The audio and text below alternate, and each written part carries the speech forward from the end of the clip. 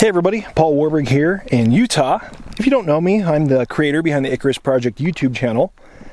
And today I want to talk about Russian oil and Russian gas. Because if you saw the news last week, something big happened.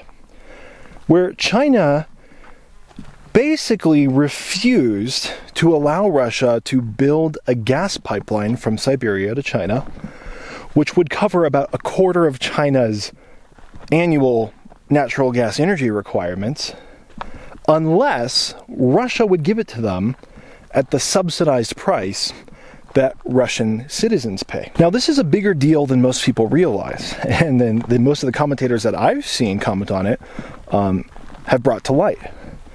Because this isn't just about trying to agree on a price for gas.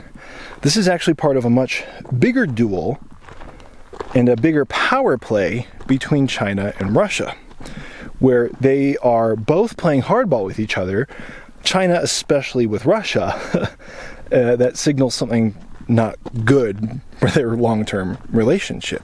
So to understand why China is doing this, you actually have to go back a couple of years, actually to the start of Russia's invasion of Ukraine, and look at the energy situation that Russia had there and see how things have changed over the war and how that actually has changed not just Russia's current position, but actually Russia's future as a nation. So when Russia invaded Ukraine, one of the things they wanted to be sure of was that Europe would not intervene to help Ukraine. Because they knew that if Europe intervened, and if they intervened quickly especially, they couldn't possibly take and hold Ukrainian territory. So what Russia tried to do is they tried to wage economic war against Europe.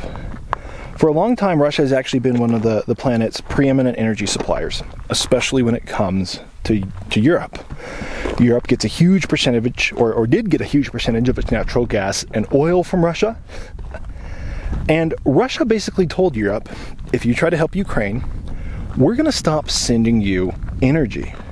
We're going to stop supporting your economies, and your economies are going to crumble. And by the way, winter is coming, and you will probably literally freeze.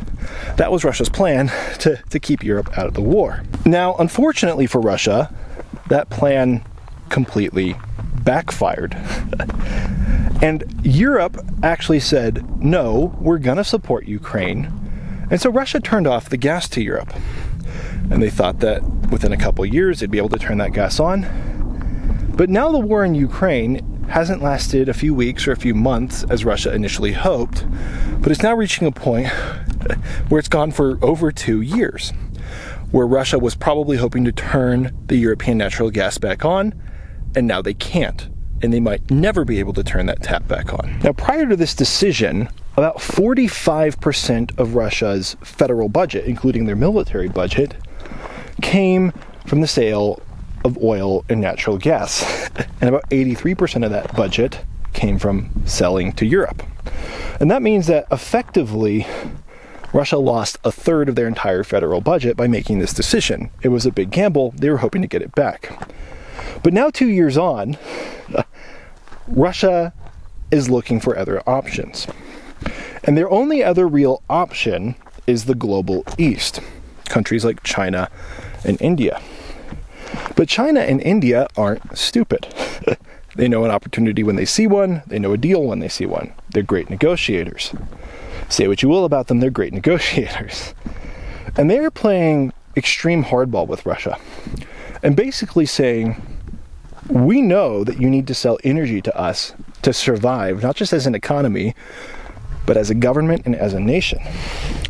And so in order for us to agree to that, we're going to force you to sell us natural gas at a price that your own people get, which is a subsidized price where the Russian government almost loses money. I mean, they barely make any money because that's how subsidies work. So as Russia runs out of people to sell its energy resources to, it's obviously a big problem for them. I'm going to have a full analysis of the situation that brings out a lot more interesting things on the Icarus project about a week from today, hopefully.